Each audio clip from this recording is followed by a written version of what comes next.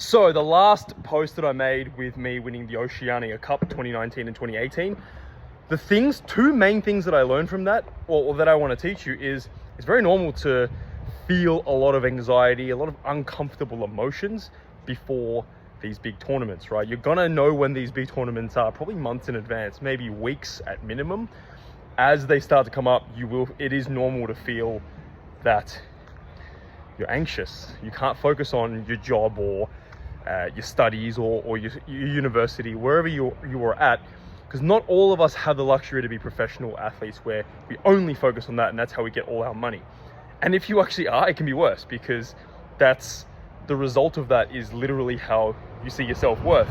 Now, this is stuff that's not talked about, and people who are not professional athletes won't understand, but professional athletes are often more emotionally sensitive and mentally and emotionally sensitive than we realize, right? So when you're online and saying all this stuff like you suck and that suck and I lost a bet, it's like, really, you don't understand how much this person has put into their sport, emotionally, mentally, financially, to get where they are. And only, really the top 50 to 150 in each sport make it as a living. So don't think that professional athletes get paid so much money. It's a harder life than you realize. And that's good, because amongst the rest of the people, whether you actually become a player that can make a living through it or not, or 300 in the world is the best you reach, which is a great level, by the way, it's the actual act of you going through these matches where you will feel nervous. You will be like, oh my God, if I win, I'm going to be so happy. If I lose, I'm going to be so upset. Going through this, bouncing back from that, whether you win, knowing how to not get on a high horse and using that momentum to get better and better. And also when you lose, to be like, okay, well, it's going to suck for a few days or a few weeks, or in some cases, a few months, but let's go again. That will teach you a lot as a human being. So, and later in life, if you want to run your own business, if you want to be, really successful in one specific job or role, this is stuff that you're going to need. Nothing good. Becoming fantastic at anything requires repetition, requires you doing it so much that you're so confident and bored of it. Like, this is why when people ask me, I'm like, okay, I absolutely hate playing table tennis. I love competing. I love the feeling of not knowing if I'm going to win. And then when you do win, there's no feeling in the world like it, right? But I don't like hitting table tennis balls anymore. I know exactly what's going to happen before I even hit it. I've done it so much, right?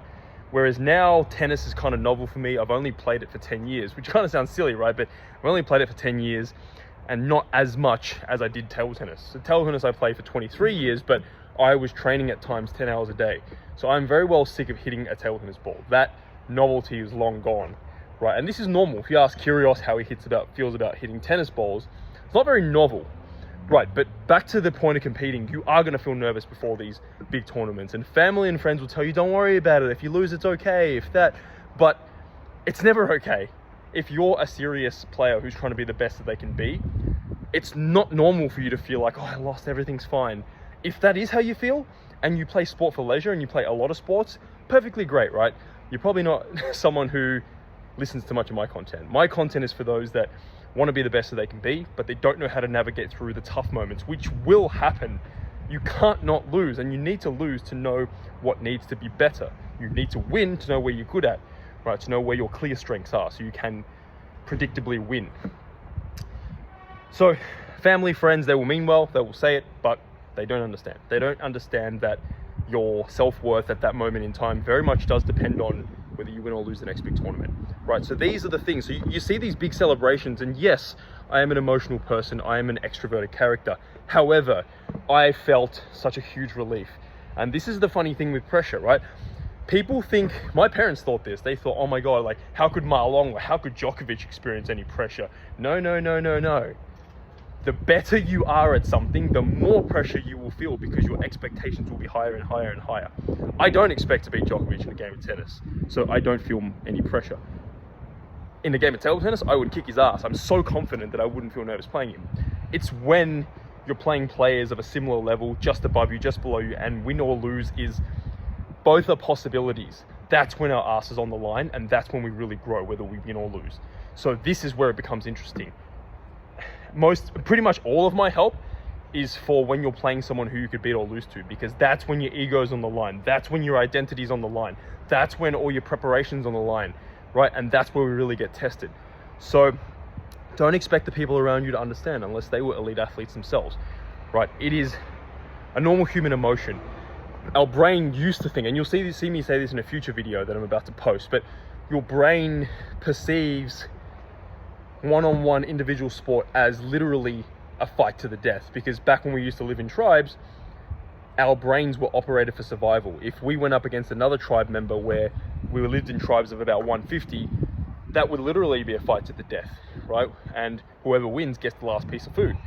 Now that we live in a much abundant, safer society, we don't have that anymore, but our brain is still wired the exact same way. And that's why we feel fear. That's why we feel all these emotions.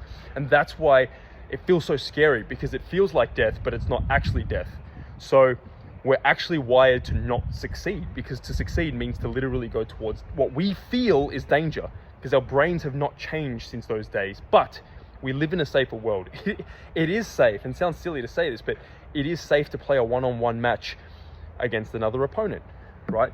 But our egos and our identity and our last name, our heritage, feels like, oh my God, if I lose, this could mean the end of my bloodline.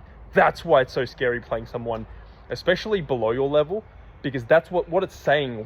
What you're up against in your subconscious brain is, if I lose to this guy who's a lower ranking tribe member than me, I'm going to get cast aside. I'm going to lose my spot in the tribe because I lost to someone lower ranked. I'm going to get shamed. I'm going to get guilted.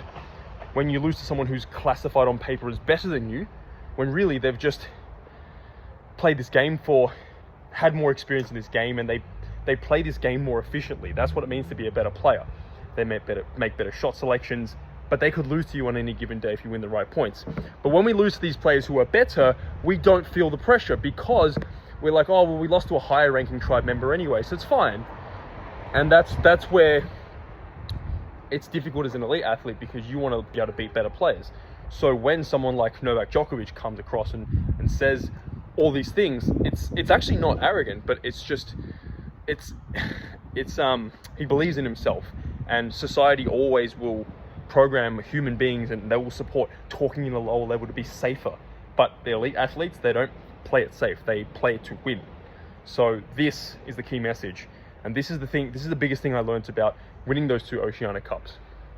All right, guys, I am in the middle of preparing a vlog for 2 days before a comp, how to prepare, the emotions that are normal, what you go through. I'll do one again tomorrow, 1 day before a comp. And then on comp day, I'll get my girlfriend to record do some vlogging, what I actually do right before a comp, how to prepare, what's normal, what's not, what you should do, how you should approach it.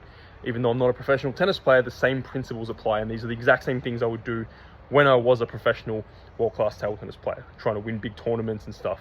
Because I do have a tennis final this Saturday, which we're all very excited about, and we really want to win. So, and we do take seriously. So yes, any questions, guys, let me know. But so far, YouTube, school, Instagram. Instagram won't see this because it's obviously Instagram's cut to 1.5 minutes. But for my community, my fans, yeah, let me know if there's any questions. Let me know what kind of content you want to see more of. And I hope to provide you guys as much guidance as possible. So, knowing what you guys struggle with, not just my perception of what you struggle with, it is going to be a lot easier to help me help you guys. All right, guys, for now, bye-bye, and speak soon.